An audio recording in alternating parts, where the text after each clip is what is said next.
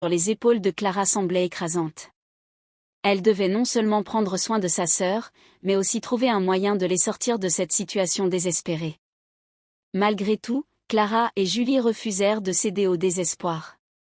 Leur amour fraternel devint leur bouée de sauvetage.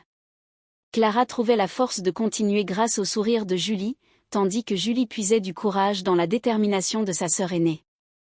Ensemble, elles cherchaient un moyen de survivre, de répondre aux besoins quotidiens, et, éventuellement, de reconstruire leur vie.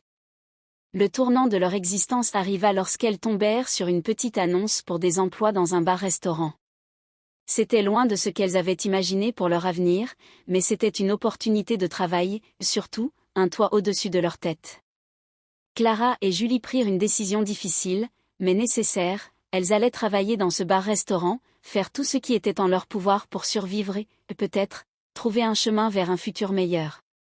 Cette nouvelle étape de leur vie allait les entraîner dans un monde inconnu, un univers où les défis seraient nombreux et où elles devraient apprendre à jongler avec des réalités bien différentes de celles qu'elles avaient connues. Mais avec cette décision naquit une lueur d'espoir, un premier pas vers la reconstruction de leurs rêves brisés. Pour Clara et Julie, le luxe devint un phare dans l'obscurité de leur existence bouleversée. Le bar-restaurant, situé au cœur d'un quartier huppé de la ville, représentait bien plus qu'un simple lieu de travail, c'était une opportunité de renaissance, un espace où elles pouvaient non seulement survivre, mais aussi commencer à prospérer. Dès qu'elles franchirent les portes de le luxe, elles furent frappées par l'atmosphère feutrée qui régnait dans l'établissement. Les lumières tamisées, les banquettes en velours et les chandeliers élégants créaient une ambiance sophistiquée et accueillante. Le murmure des conversations, entrecoupé de rires discrets, donnait au lieu une aura de mystère et de séduction. Les clients, vêtus de tenues chics et impeccables, étaient des hommes et des femmes d'affaires influents, habitués aux plaisirs de la haute société. Monsieur Bernard, le propriétaire, était un homme d'affaires avisé au regard perçant. Grand et imposant, avec une présence magnétique, il accueillit Clara et Julie avec une bienveillance teintée de curiosité. Conscient de leur situation précaire, il leur offrit une chance de prouver leur valeur.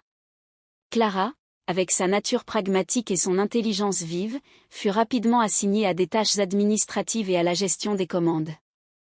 Julie, avec son sourire charmant et son aptitude naturelle pour les relations humaines, excella en tant que serveuse.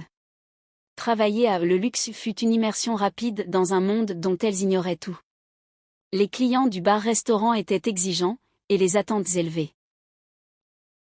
Les erreurs n'étaient pas tolérées, et chaque interaction devait être parfaite. Les premières semaines furent éprouvantes, mais les deux sœurs apprirent rapidement